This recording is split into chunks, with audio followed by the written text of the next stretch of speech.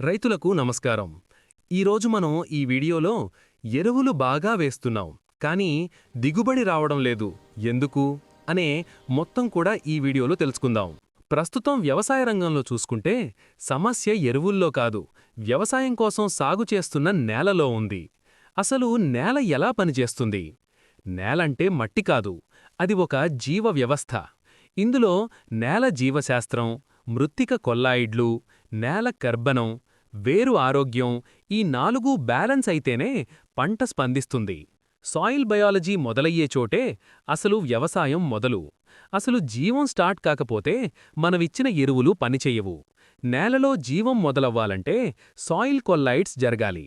Soil కొల్లాయిడ్స్ అంటే scientific ద్వారా EPB లేదా గ్రాన్యులర్ బయోయాక్టివేషన్ ద్వారా కొల్లాయిడ్స్ యాక్టివ్ అవుతాయి. ఇది యాక్టివ్ అయినప్పుడు మైక్రోన్యూట్రియంట్స్ యాక్టివ్ అవుతాయి. నేల రకం వేరైనా నేలలో ఉండే సైన్స్ ఒకటే. శాండీ సాయిల్స్లో హోల్డింగ్ తక్కువగా ఉంటుంది, బయాలజీ సపోర్ట్ అవసరం ఎక్కువ. అదే బ్లాక్ సాయిల్స్లో హోల్డింగ్ ఎక్కువగా ఉంటుంది, బ్యాలెన్స్గా ఉంటుంది. పంటలో వేరు వ్యవస్థ సరిగ్గా లేకపోతే ఎరువులు ఎంత వాడినా మొక్కల్లో పెరుగుదల కనిపించదు.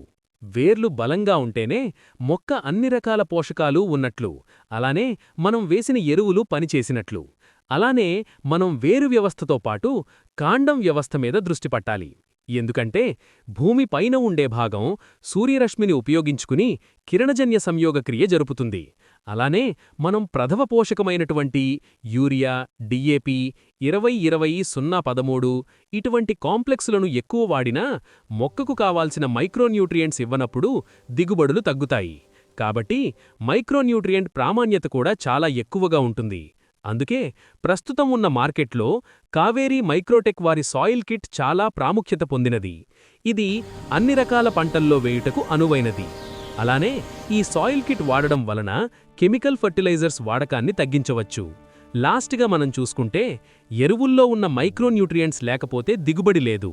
దీనివల్ల ఫెర్టిలైజర్ కాస్ట్ తగ్గించుకోవచ్చు, దిగుబడి స్థిరత్వం పెరుగుతుంది, నేలలో జీవం పెరుగుతుంది, నేల యొక్క ఆరోగ్యం మరింత పెరుగుతుందని.